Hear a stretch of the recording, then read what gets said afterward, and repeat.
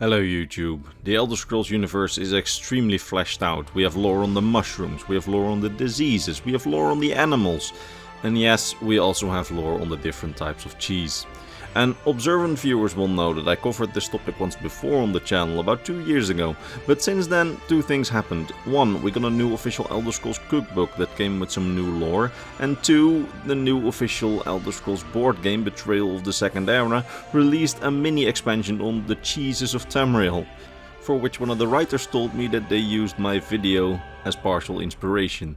So my research officially contributed to the Elder Scrolls universe, which is really cool. So I needed to make additions to the original video with the new lore and some of the new visuals of the cheeses added by the board game, which didn't have visuals before. So let's not dawdle and talk about the cheeses of Tamriel again.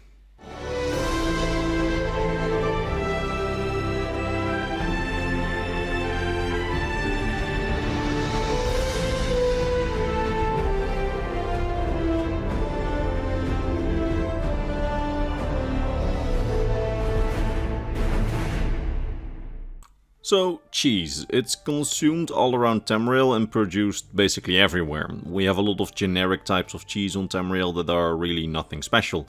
Everywhere around Tamriel there seem to be local flavors of blue cheeses, cheddar cheeses, marble cheeses, parmesan cheeses, goat cheeses and other generic types of cheese. But in this video I want to primarily focus on the cheese types only found in the Elder Scrolls universe and not in real life, that have some interesting stories behind them. And to start off, I want to begin with the cheese that I didn't find in my original cheese video, but which quickly became one of my favorite types of cheese on Tamriel: Redguard bat cheese. Yes, bat cheese. A reportedly delicious specialty from Hammerfell made from the milk of giant bats, which are herded by the Redguards in caves. Their milk is fermented and then produces a moist and crumbly cheese, which, I mean, how did I not find this last time? That's super interesting. As a side note, the new Elder Scrolls Cookbook Volume 2 revealed that the Redguards also like to eat fried potatoes with molten cheese on them. We never get specified what kind of cheese is on the fried potatoes, but I assume that you can probably get them with bat cheese as well. So, you know, that's interesting. Alright, now to a type of cheese from Skyrim that most people will probably know about if they've played the game: Adar cheese.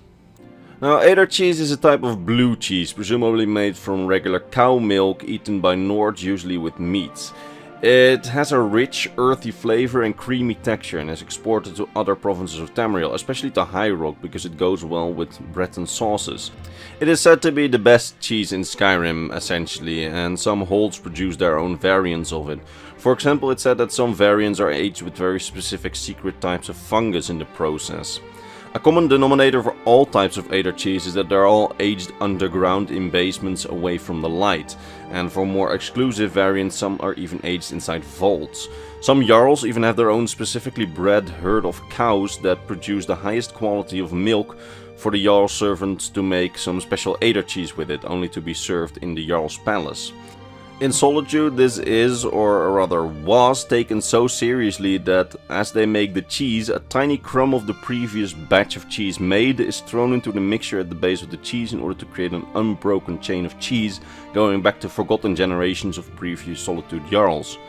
Another type of specific Adar cheese that we know of is Barrows cheese, which is made in southern Skyrim, specifically around Falkreath. It's apparently very similar to regular Adar cheese, except for the fact that it's not aged in a cellar or in a vault, but rather it's aged inside an ancient Nordic barrow atop of ancient coffins. This apparently gives it an earthy sweetness, but this does not sound tasty to me, knowing that it's basically been aged in a tomb atop of dead people, but you know, each to their own. Another type of cheese from Skyrim that basically probably everybody knows who has played Skyrim is mammoth cheese, which is apparently only made by giants because of the size of the mammoths, which, you know, regular people are unable to milk. It apparently has a robust flavor, as a Breton chef call it, but it's very nutritious. Although a lot of people around Tamriel seem to think that it's absolutely disgusting, some do like to have it in their stews.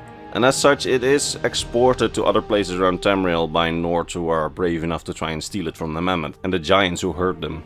It has apparently a very paste-like texture, and it's aged in the stomach of a slaughtered mammoth, so apparently these things that we see in Skyrim are mammoth stomachs. You know, the more you know. Now, about Skyrim, we have a lot of lore on their cheeses, as we have a whole book series in the Elder Scrolls Online, The Cheeses of Skyrim, which, well, we don't have for the other provinces, so there's going to be a lot of Skyrim here.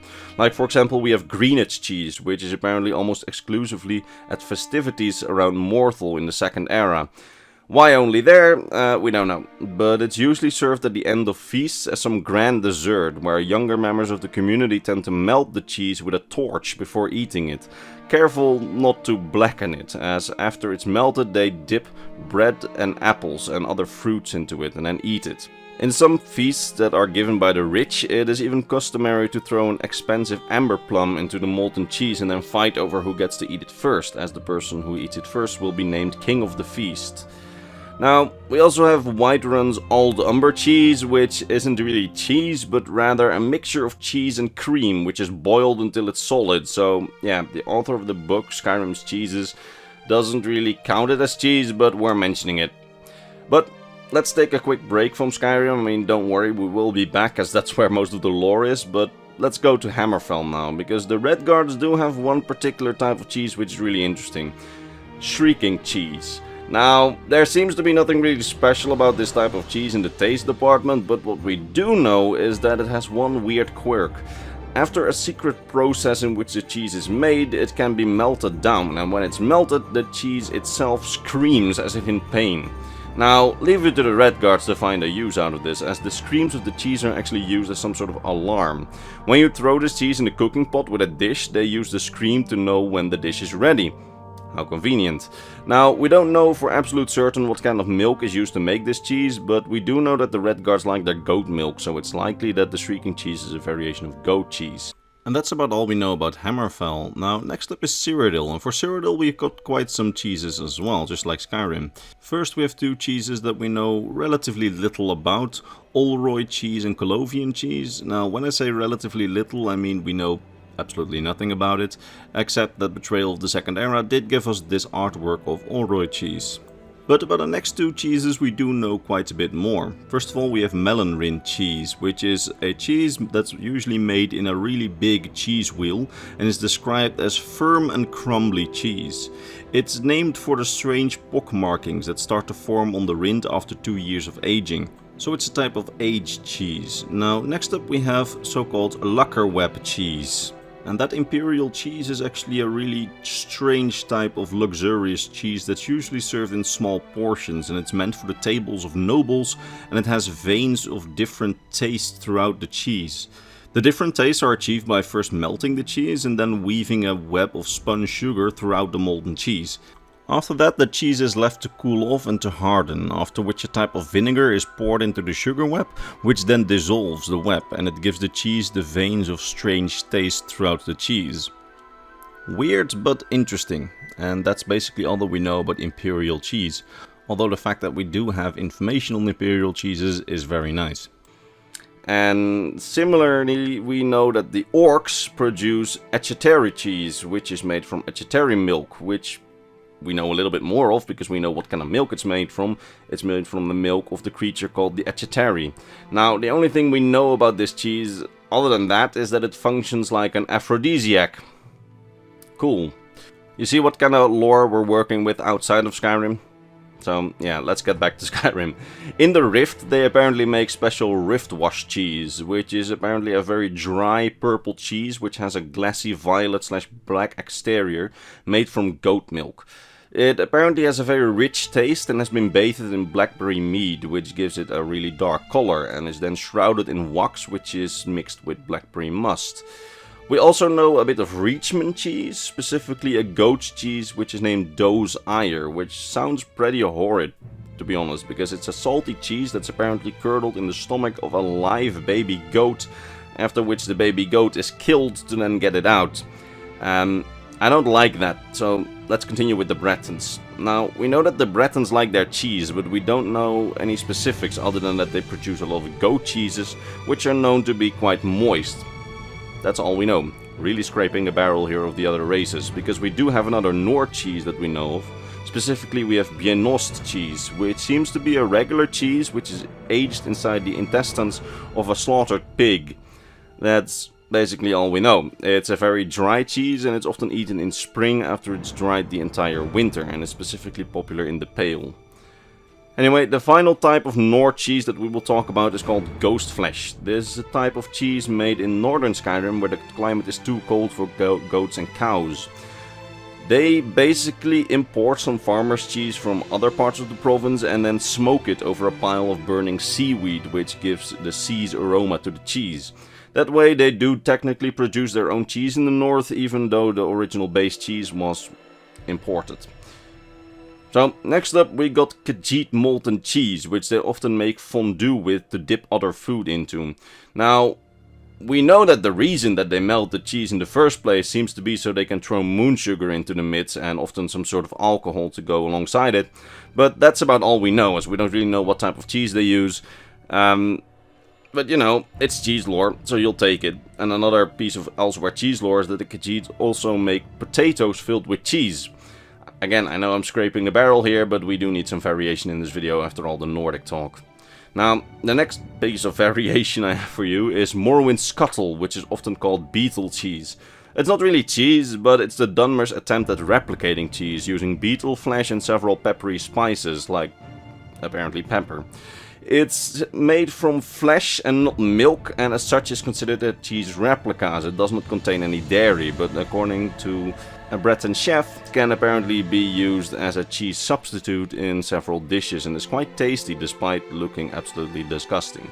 Now, the final type of cheese that I know of is shivering cheese. It's magical cheese, which glows. It's a furniture in the Elder Scrolls Online, which I'm too poor to afford in-game, so enjoy this UASP image.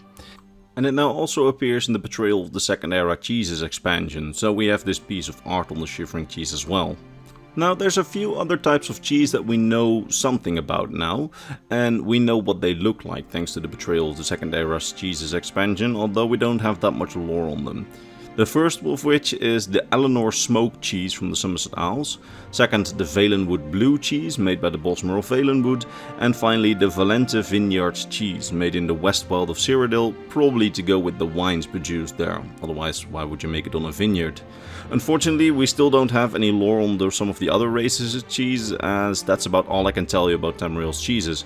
However, the fact that we got extra lore and some extra artwork makes me really happy, and what makes me even prouder again is that my original video was part of the inspiration for the cheese expansion of the board game, which again is really cool. And I can recommend that you check out the board game for yourself. All the lore and the many new stories in the game are all greenlit and made in collaboration with Bethesda, so it's all canon. They reference some really obscure Elder Scrolls lore from the other games in some quest lines, showing that they really are very passionate people, and the people who made the game are just super nice. So if you want to check out the game and get some of the cheese cards for yourself, go to the link in the description. Again, I'm not officially sponsored, I won't get any money if you buy it or click the link, nor did they pay me or force me to say anything. All that they did was hand me the game for research like months ago, and then help me by answering lore questions and such over the period of time up until now. It was no strings attached on their part, so they didn't require me to make videos about it, but I want to make it myself, and I kind of want to do something back for them, as they were really nice to me and helped me a lot with the videos, so least I can do is point you towards the game, which again, in my opinion, is really fun. I've played it a couple of times now, and it's a good time, especially if you like board games, so check out their link. Alright, and that's about all I have to say in this video. I sincerely hope that you enjoyed it and that I managed to teach you something new about the Elder Scrolls lore today. And if I did, why not give the video a like in order to, you know, appease the YouTube algorithm and show that this video is worthy compared to some of the other stuff on YouTube. And with that said, it's time to thank my top Patreon supporters: Mr. Bernardo Binda, Gabriel Binda, King Chris 20, Steve G, Volker of Argonia, RB Dash, His Soul, Lexicon, Ranger, Komodo, Rakai, and Sordo Bushido. It's thanks to these people and all the others on screen, so my YouTube members and my Patreon subscribers, that this channel stays afloat, and for that I am very grateful. That said, I will see all of you in the next lore video. Bye bye.